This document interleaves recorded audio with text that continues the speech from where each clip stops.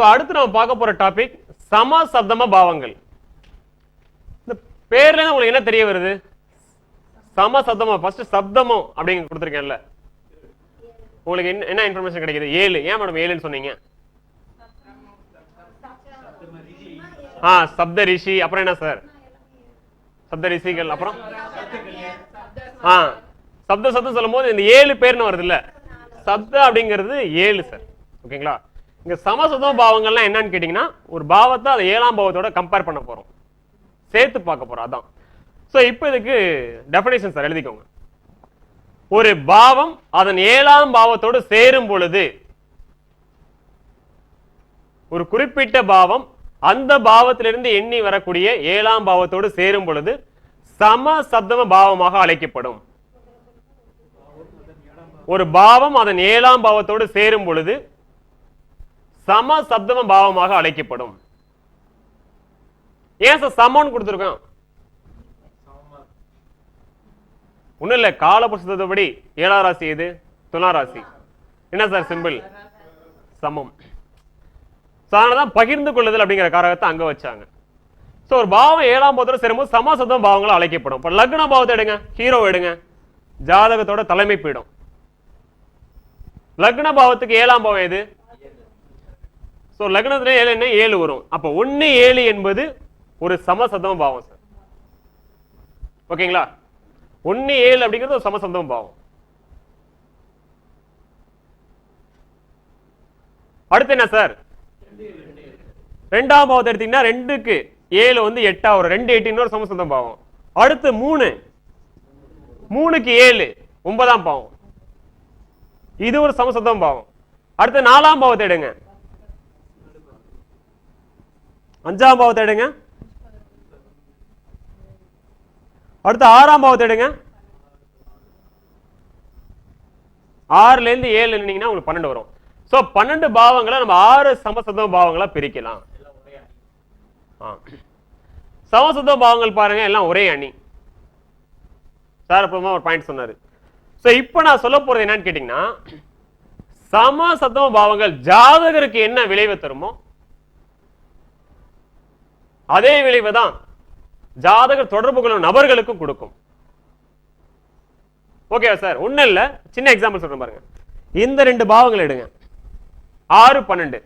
இப்ப ரெண்டா பிரிங்க.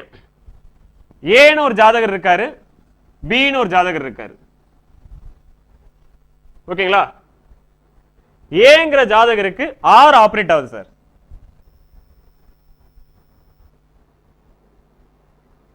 பிங்கிற ஜாதகருக்கு எந்த பாவம் ஆபரேட் ஆகும்னு கேட்டீங்கன்னா, இந்த பாவத்துல இருந்து 7 என்னணும்.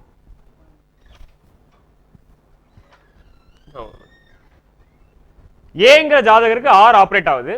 அப்ப இந்த ஏங்கிற ஜாதகர் தொடர்பு கொள்ளும் நபர்களுக்கு எந்த பாவம் ஆபரேட் ஆகும்னா, இந்த 6ல இருந்து 7 என்னணும். ஏன்னா 7 தான் நம்ம தொடர்பு கொள்ளும் நபர்களை குறிக்கும், சமூகத்தை குறிக்கும். நம்ம யார் யாரெல்லாம் கான்டாக்ட் பண்றோமோ அவங்கள 7 குறிக்கும். அப்ப அவங்களுக்கு என்னன்னு பார்க்கும்போது இந்த 6ஆம் பாவத்துல இருந்து 7 என்னணும் சார். ஓகேங்களா? நம்ம யாரு? லக்னம், ஜாதகர். சோ லக்னத்தை இருந்தபோது இது 6, 7 யாரு? நாம் தொடர்பு கொள்ளும் நபர்கள். அப்ப 7ஆம் பாவத்துல இருந்து பார்க்கணும் சார். அப்ப இந்த பாவத்துல இருந்து 7 என்னன்னீங்கன்னா உங்களுக்கு எத்தனாம் பாவம் சார் வரும்? 12 வரும். அப்ப பிங்கிற ஜாதகருக்கு 12 வரும். ஏங்கிற ஜாதகர் பிங்கிற ஜாதகரோட கான்டாக்ட் பண்ணார் அப்படின்னா ஏக்கு 6 ஆபரேட் ஆனா பிக்கு 12 ஆக்டிவேட் ஆகும் சார். சோ இதுல ஒரு காரகம் இருக்கு சார், வெற்றின்னு ஒரு காரகம் இருக்கா? 2 பேர் போட்டி போடுறாங்க சார், ஏ பி 2 பேர் போட்டி போடுறாங்க. ஏங்கிற ஜாதகருக்கு வெற்றி, பிங்கிற ஜாதகருக்கு என்ன சார்? தோல்வி. சோ 12ஆம் பாவம் என்ன சார் குறிக்கும்? தோல்வியை குறிக்கும். எப்படி ஆபரேட் ஆகுது பாத்தீங்களா சார்? நமக்கு ஒரு பாவம் ஆபரேட் ஆகுதுன்னா அந்த பாவத்துல இருந்து 7 என்னங்க, அதுதான் நம்ம தொடர்பு கொள்ளும் நபர்களுக்கு ஆபரேட் ஆகும், எத்தனை பேர் இருந்தாலும் சரி. சோ இதே ஏங்கிற ஜாதகருக்கு 12 அப்படின்னா அவரை யார் தொடர்பு கொண்டாலும் ஈஸியா ஜெயிச்சிருவாங்க. சோ இதான் ஆக்சுவலா கான்செப்ட். ஏ 6 அப்படின்னா ஏ யாரை தொடர்பு கொண்டாலும் ஜெயிச்சிருவாரு. ஏக்கு 12 அப்படின்னா ஏங்கிற ஜாதகரை யாரு தொடர்பு கொண்டாலும் அவங்க ஜெயிச்சிருவாங்க.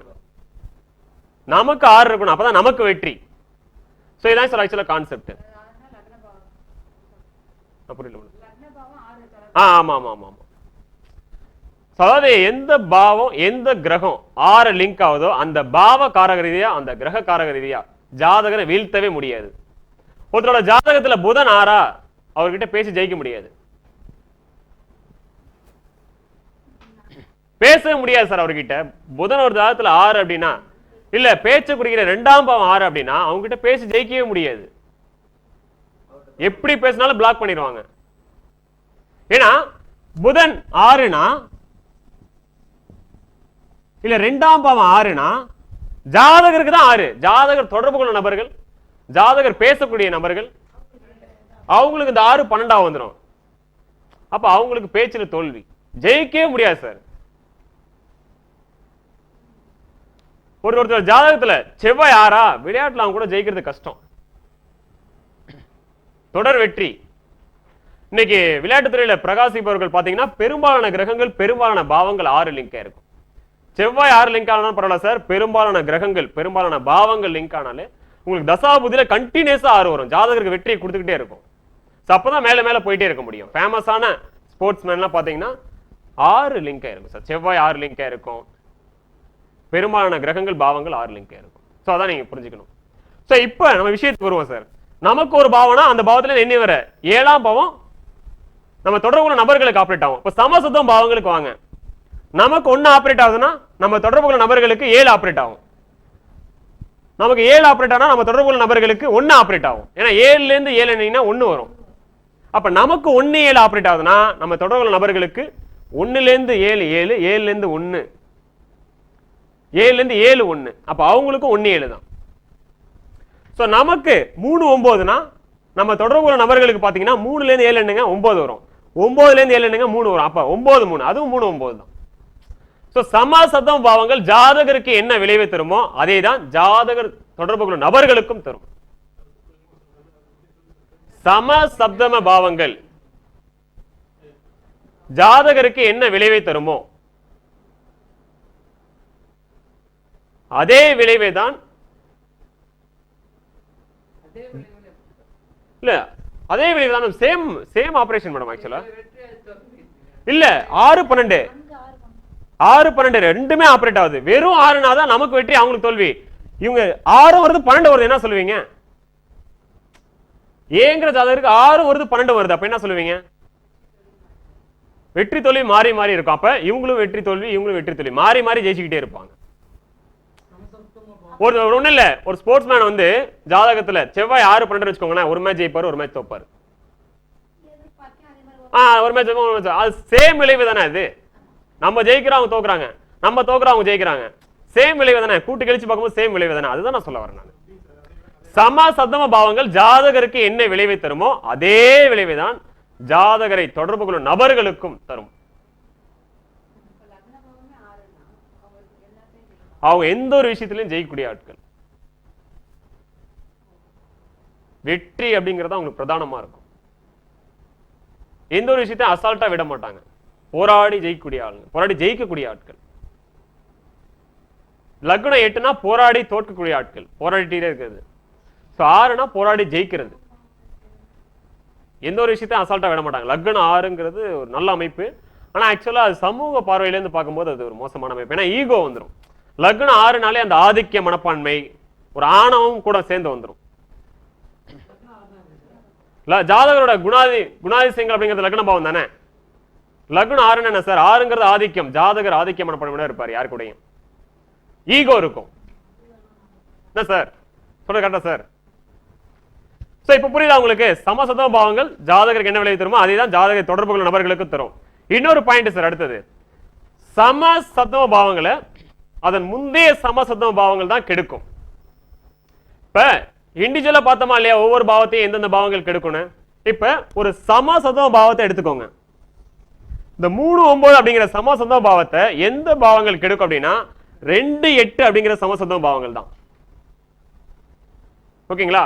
ஒரு சமசப்தம பாவத்தை அந்த முந்தைய சமசப்தம பாவம் கெடுக்கும். 1 7 எதை கெடுக்கும்? 6 12 1 7 கெடுக்கும். ஏன்னா இதுக்கு முந்தைய சமசப்தம பாவம் இது.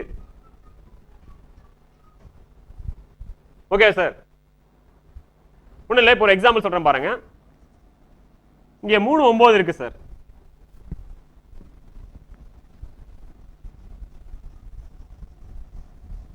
இங்க 3 9 இருக்கு. இங்க 2ஆம் பாவம் லைன்ல வருது. 2ஆம் பாவம் என்ன பண்ணும்? இயற்கையா 3க்கு 12 வரதுனால 3 காலி பண்ணும். இங்க 9 என்ன சார் பண்ணும்? வேடிக்கை பார்க்குமா?